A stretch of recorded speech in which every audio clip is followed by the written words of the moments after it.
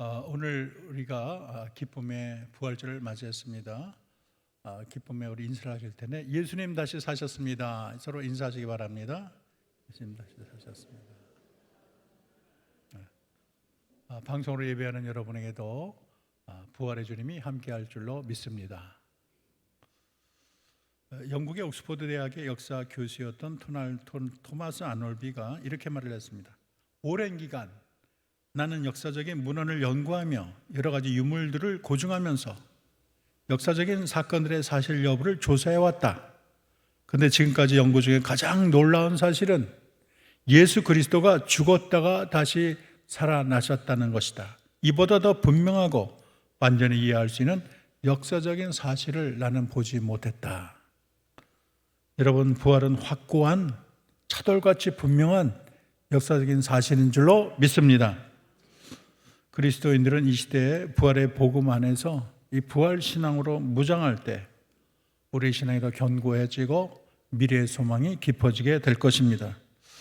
오늘 예수를 믿지만 부활 신앙이 없는 자가 있어요. 죽어봐야 알지, 그렇게 말하는 자가 있어요. 참 안타까운 일이 아닐 수가 없습니다. 교회 수십 년 다니면서도 부활은 아닌 것 같다 이런 사람이 있는 걸 보면 참 신학교에서도 그런 학생들이 있어요. 얼마나 참 답답한지 모르겠어요. 부활을 믿지 않는 사람은 예수를 도덕적인 스승 정도로만 여기고 있습니다. 여러분, 신앙의 가장 기독교의 두 축을 말하자면 십자가와 부활이에요. 둘 중에 하나라도 무너지면 안 돼요. 만약에 부활이 무너진다면 우리 기독교가 큰 축을 잃어버리고 허망한 종교로 바뀔 것입니다. 마이클 램지라는 사람은 이렇게 말을 했어요. 캔터버리 대주교인데 이렇게 부활에 대해서 말을 했습니다. 부활이 없는 복음은 그저 복음의 마지막 장만 없어진 것이 아니다. 그것은 아예 복음이 아니다. 부활이 없는 복음은 복음이 아니다. 그것은 복음 중에 낄 수도 없다. 그렇게 말한 거예요. 조지 캐리라는 사람이 이렇게 또 말을 했어요. 사실상 예수의 부활이 없으면 기독교도 교회도 그리고 분명한 새천년 기념식들도 없을 것이다. 그렇게 말을 했어요. 여러분은 자기 마음의 양심에 손을 대고 부활을 확실히 믿습니까? 아니면 부활은 지어낸 이야기, 그냥 옛날 그냥 믿음의 공동체가 만든 얘기, 그런 자가 있습니까? 부활을 믿느냐 믿지 않느냐에 따라서 여러분의 신앙이 180도 달라질 거예요. 부활의 신앙이 없다면 여러분의 미래 신앙은 허망한 색깔로 칠해질 것입니다. 오늘 본문을 보면 부활의 힘찬 함성이 울려 퍼집니다. 부활 신앙을 일깨워줍니다. 오늘 본문을 잘 보면 우리의 신앙이 약동하게 됩니다. 안식구 전날 일찍이 어두울 때 막달라 마리아가 무덤을 찾아갑니다. 돌이 옮겨졌어요. 그래서 베드로와 예수께서 사랑하신 다른 제자라는 것은 요한을 얘기하고 있습니다. 그 제자에게 달려가서 정말 놀라운 일이 있다. 무덤의 문이 열렸다. 그렇게 얘기를 했어요. 그러고 나서 제자들이 왔는데 제자들은 아무것도 발견하지 못했어요. 마리아가 무덤 밖에 서서 물다가 무덤 안을 들여보니까 흰옷 입은 두 천사가 있는 거예요. 그리고 예수님의 시체였던 양쪽에 앉아 있습니다. 천사들이 말을 합니다. 여자여, 어찌하여 우느냐? 사람이 내 주님을 옮겨다가 어디 두었는지 나는 알지 못합니다. 그렇게 말을 했어요. 근데 뒤를 봤더니 어떤 사람이 있는데 동산직인 줄 알았어요. 근데 그분이 예수께서 말합니다. 여자야, 어찌하여 울며 누구를 찾느냐? 그랬어요. 당신이 옮겨뒀거든 제게 말씀해 주세요. 내가 가져가겠습니다. 얼마나 주님을 사랑했으면 그렇게 말을 했을까요? 그때 예수님이 마리아야 말을 했어요. 근데 그제서야 예수님인 줄 알아본 거예요. 그래서 라보니라고 말을 했는데 이건 선생님이란 뜻입니다. 그 후 막달라 마리아가 제자들에게 내가 주님을 보았다. 우리 다 같이 큰 목소리 합다. 내가 주님을 보았다. 네, 크게 외쳤습니다. 막달라 마리아가 누구일까요? 누가복음 8장 1절에서 3절을 보면 예수님이 복음을 전할 때 따라다닌 여인들이 있었어요. 근데 그 여인 중에서 한 분이 막달라 마리아입니다. 이 막달라 마리아는 사복음에 다 기록되어 있어요. 예수님의 부활을 첫 번째로 목격한 여인입니다. 그녀는 부유한 상업지역인 막달라 태생이에요. 그래서 누구나 누릴 수 있는 자유와 영화를 다 몸소 안잡니다. 그런데 그녀가 7마귀에 들렸어요. 마귀 하나 들려도 힘들어 죽겠는데 7마리가 그의 육체와 영혼을 막 쥐어잡고 막 내동댕이 치는 거예요. 그러니까 속된 말로 완전히 미친 거예요. 근데 그런 자가 예수님을 만났습니다. 주님이 능력으로 귀신을 다 쫓아내버렸어요.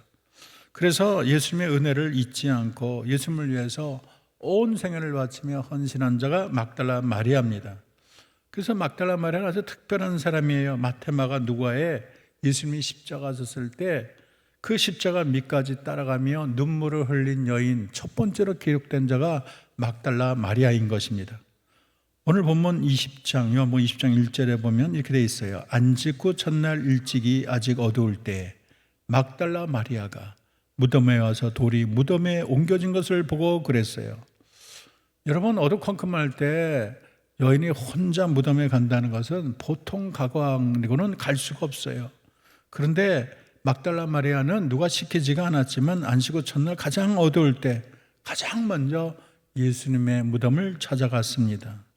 그래서 안식구 첫날 예수님의 무덤을 찾아간 자 중에서 막달라 마리아 이름이 가장 먼저 기록되어 있어요. 그가 예수님을 가장 먼저 만나는 영광을 차지했어요.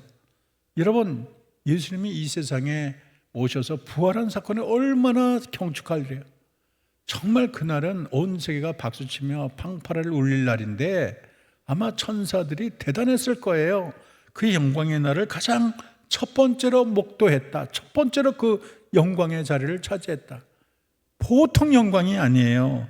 근데 좀 생각해 보세요. 그 영광을 뭐 베드로나 야고보나 요한 같은 기라성 같은 제자들에게 준 것이 아니고 아무 이름 없는 의지할 데 없는 막달라 마리아가 그 영광을 차지했다는 거예요.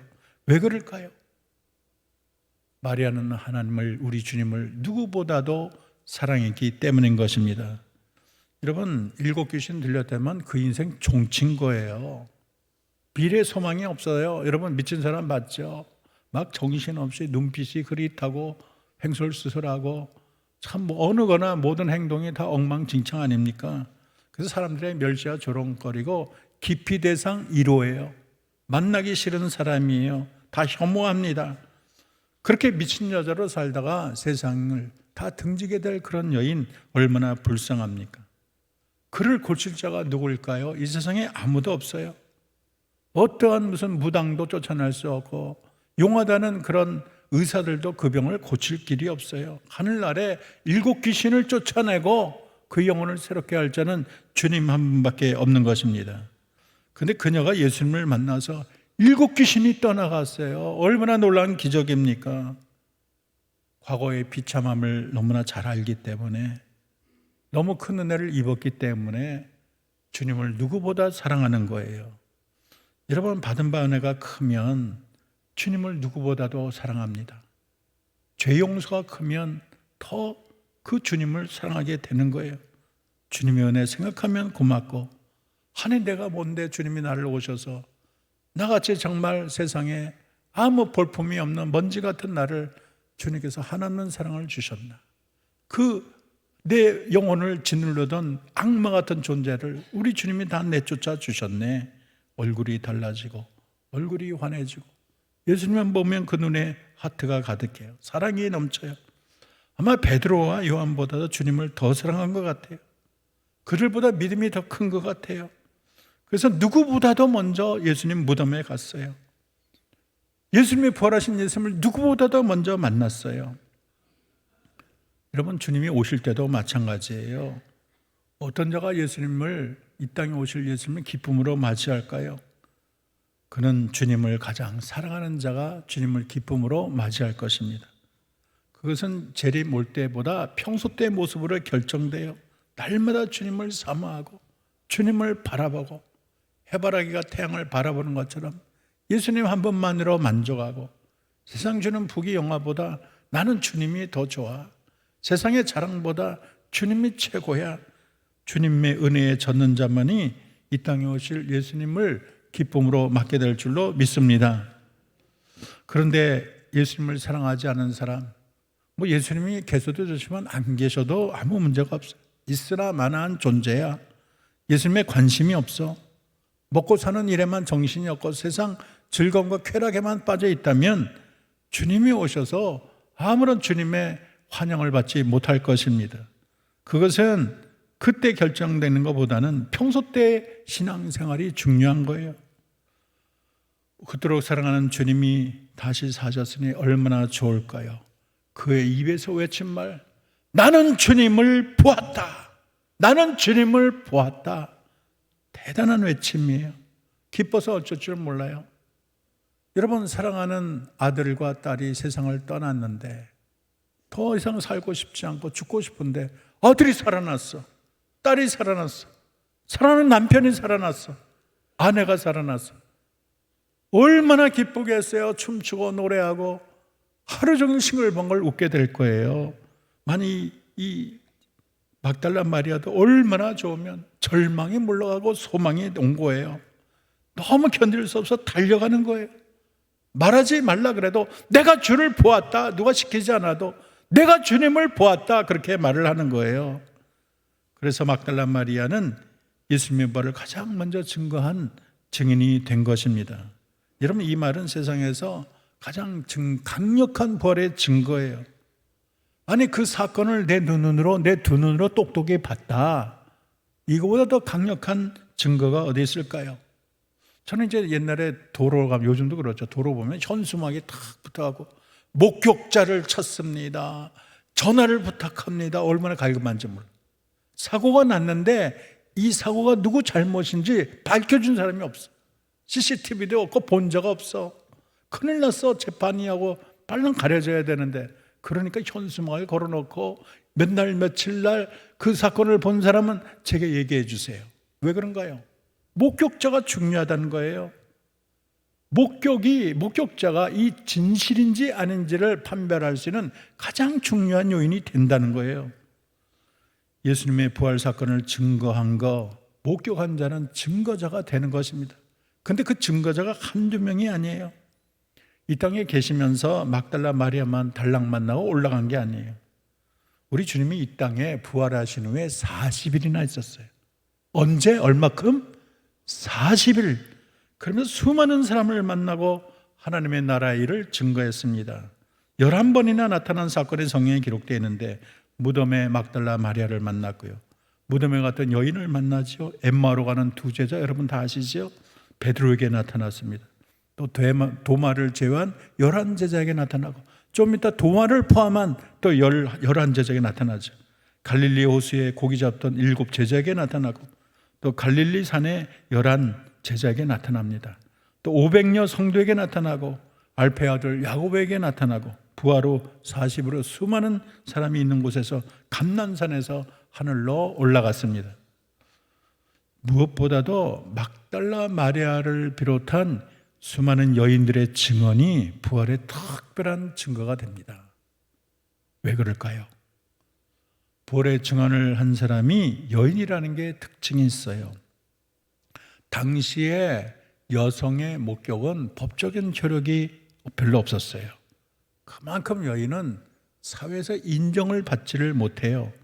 그럼에도 불구하고 성경은 예수님의 부활의 첫 증거자로 여인을 꼽았습니다. 만약 일어나지도 않은 부활을 가짜로 얘기한다면, 아니 남자들이 봤다고 꾸며냈겠죠. 가짜를 그럴듯하게 만들려면 확실한 남자들이 봤다 얘기하는 게 맞잖아요. 그런데 그 거짓으로 이걸 기록할 의도가 없어요. 사실대로 말할 뿐이에요. 그러니까 여인들이 봤다고 얘기하는 거예요. 그것도 복음서마다 다 여인이 봤다고 공통적으로 얘기하고 있습니다. 그것은 그만큼 예수님의 부활이 사실이라는 것을 반증하고 있는 것입니다. 무엇보다도 내가 주님을 보았다, 부활의 증거가 진실한 증거가 되는 이유는 그 부활을 증거한 제자들이 복음 증거를 위해서 자기 생명을 바쳤어요. 원래 핍박이 왔을 때 제자들이 다 뿔뿔이 도망갔잖아요. 나 살려라 도망갔는데, 부활하신 예수님을 만나고 나서 이들이 의기충천해서 자기 생명을 바쳤어요. 만약에 예수님의 부활이 가짜라면 누가 거기에 목숨을 겁니까? 거기에 뭐 십자가형을 왜 답니까? 가짜인데, 가짜를 위해서 내 생명을 바쳐야 그 많은 제자들이 있을 수 없는 일이에요. 그러나 아무리 십자가에 달려도, 내가 아무리 죽음의 위기에 있고 불타 죽어도 부활하신 주님을 내가 부인할 수 없다는 거예요. 그것은 부활이 역사적인 사건임을 분명히 드러낸 것입니다. 우리 기독교는 이론만 가르치고 머릿속에 추상적인 얘기인 걸 얘기하는 자가 아니에요. 철학적인 하나님, 막연한 하나님, 수수께끼 하나님, 그런 하나님을 증거하는 것이 아니라 우리는 직접 우리를 만나시고 우리의 손을 만지시며 우리와 함께 하시는, 지금도 살아있는 하나님을 증거하는 종교인 줄로 믿습니다. 성경에 예수님이 부활하신 후에 마리아가 어떻게 지냈는지 그런 역사적인 기록은 발견하기 어렵습니다. 그런데 예수님이 부활하고 40일 후에 승천할 때에 예수님의 어머니 마리아, 그 예수님이 가장 사랑하는 제자 누구라 그랬죠? 요한이, 그리고 이 막달라 마리아와 함께 예루살렘에 머뭅니다. 그래서 거기에는 예수님의 그런 아우들도 같이 있었어요. 그래서 그 무리의 수가 120명이라고 사도행전은 얘기하고 있습니다. 그게 바로 마가의 다락방인데 그 마가의 다락방이 교회가 돼버렸어요. 그렇게 보면 막달라 마리아는 기독교를 일으킨 큰 기둥 가운데 하나라고 여길 수가 있습니다. 1896년 이집트에 발견되고 기원은 50년부터 2세기 전후에 쓰여진 마리아 복음서가 있는데, 여기 보면 막달라 마리아가 유대 땅을 벗어나서 이탈리아 로마에 갔다고 기록되어 있습니다. 그래서 그곳에서 내가 부활하신 주님을 만났습니다 그러면서 외치며 온 이탈리아를 두루다니며 복음을 증거했다고 합니다. 그리고 그는 이탈리아의 다른 도시에 가서도 복음을 전하고, 여러분 아시나요? 로마서 16장 6절, 우리가 로마서를 그렇게 많이 읽어도 잘 몰라요. 다 같이 한번 읽어봅시다. 로마서 16장 6절 시작. 너희를 위하여 많이 수고한 누구에게 문안하라? 마리아에게 문안하라. 여기 마리아가 바로 막달라 마리아를 가리킨다고 학자들은 지적하고 있습니다. 그런 후에 사도 요한이 복음을 전파하기는 에베소로 가게 됩니다. 사도 요한이 예루살렘을 떠나서 에베소로 올 때 성모 마리아도 데리고 와서 함께 에베소에 지냈는데, 그 에베소에는 사도 요한, 성모 마리아, 막달라 마리아가 같이 지낸 거예요. 그러다가 이 에베소에서 막달라 마리아는 세상을 떠나게 되고 장사에 지냅니다. 그래서 그의 무덤이 에베소에 있고 그곳에 마리아 집이라는 건물이 존재하고 있습니다. 그의 유골이 9세기경에 콘스탄티노플, 지금의 이스탄불이죠, 여기에 옮겨져서 성라사 수도원에 안치되는데, 그 유골이 십자가 전쟁 때 로마의 라테란 대성전으로 옮겨졌다고 합니다. 2000년 동안 부활의 주님은 가만히 계신 것이 아니고 자기의 종들과 교회를 찾아왔습니다. 이런 부활하신 주님이 여러분 사도 바울에게 나타난 거 기억하시죠? 다메섹 도상에. 마찬가지로 우리 주님은 가만히 있지 않고 우리 주님은 그의 교회에 그의 종들을 찾아오셨어요. 2000년 모든 교회들이 부활을 증언했습니다.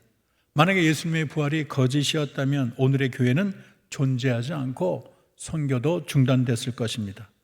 사도 바울은 고린도전서 15장에 말합니다. 다 같이 큰 목소리를 읽겠습니다. 시작.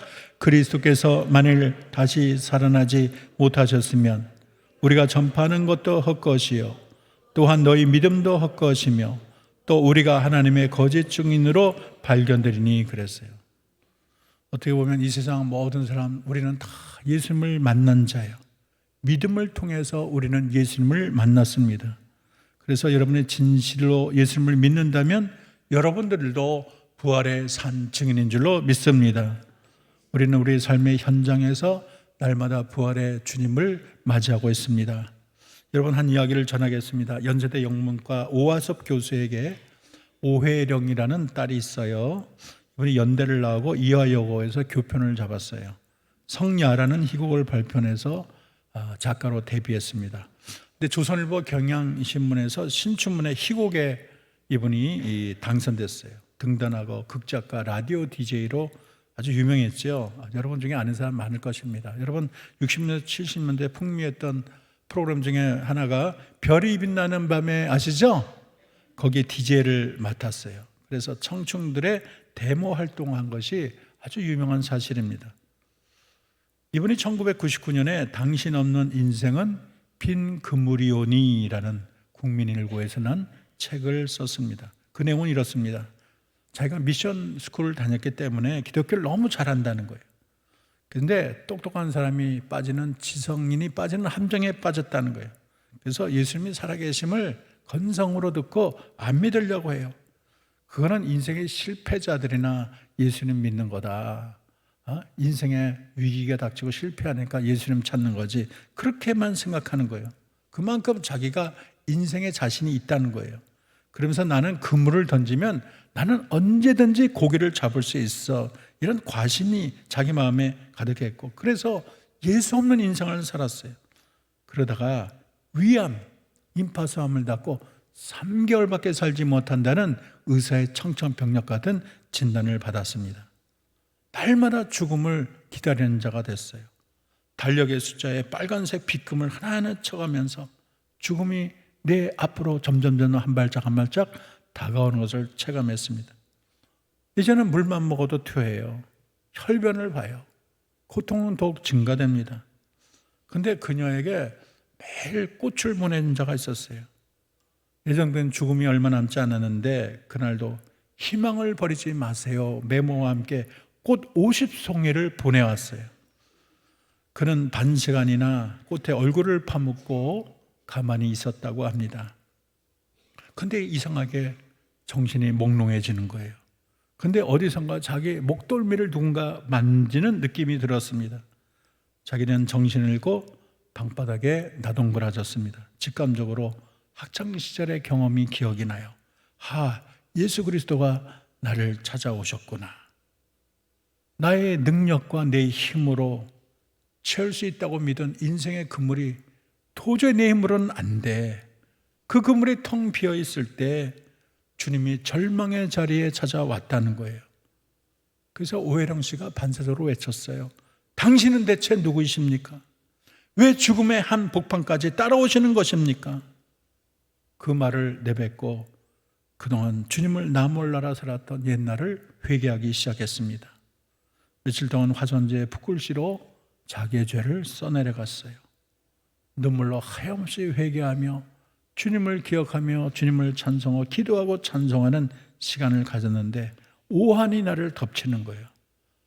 이제 죽을 시간이 다가왔구나. 그런데 놀라운 일이 일어났어요. 보통은 추워서 이불깃을 잡아당기는데 겨드랑이에 임파선에 암덩어리가 안 잡혀지는 거예요. 어깨 나이는 정말로 이 멍울, 복숭아신 발 같은 멍울이 사라진 거예요. 그리고 배에 복수가 찼는데 그게 쑥 빠진 거예요. 암이 사라진 거예요. 그래서 그가 은혜 받고 경기도 조그마한 마을에서 버림받은 노인을 돌보는 평화의 집을 그 후로 운영하고 있습니다. 많은 시간 그곳에서 하나님께 기도를 드리며 하나님께 이런 글을 썼습니다. 제가 이 글을 여러분에게 낭독을 하겠습니다. 당신 없는 생의 호수에 그물을 던지고 물고기가 잡히기를 바랐던 지난 나날들은 죽은 시간이었습니다. 오 주님, 이제 당신께서 그물을 채워 주소서. 그러면 저는 비로소 살 것입니다. 인생의 가장자리에 서 계신 부활의 주님, 당신 없이 한평생 수고해 봐야 우리 인생은 빈 그물이옵니다. 비록 인생의 가장자리에 서 계신 당신을 지금 당장 알아차리지 못한다 하더라도 저희의 계획을 과감하게 포기하고 당신에 대한 신뢰 속에서 새로 시작하려는 각오를 다질 때 저희 행위의 방향과 성취가 부여됩니다. 당신은 가장자리에 계시지만 늘 저에게 그물을 이렇게 저렇게 던지라고 분부하고 계시기 때문입니다. 날마다 호숫가에서 저를 기다리시는 당신을 바라보게 하옵소서.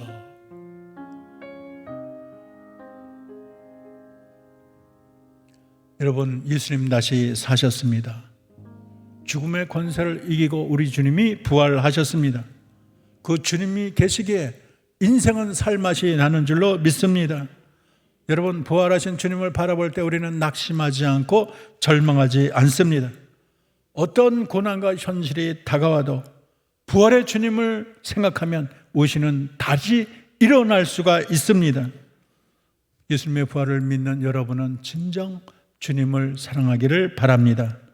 막달라 마리아가 하나님 은혜에 감격해서 남은 생에 하나님을 위해서 헌신한 것처럼 여러분도 남은 생에 몇 년 살겠습니까? 10년입니까? 20년입니까? 우리는 잠깐 있다 가는 인생인데 베푸신 데를 생각하며 더욱 주님을 사랑하고 헌신하기를 바랍니다.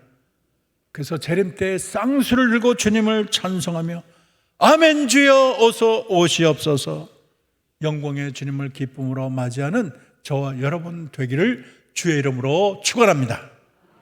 기도하겠습니다. 아버지 하나님, 감사합니다.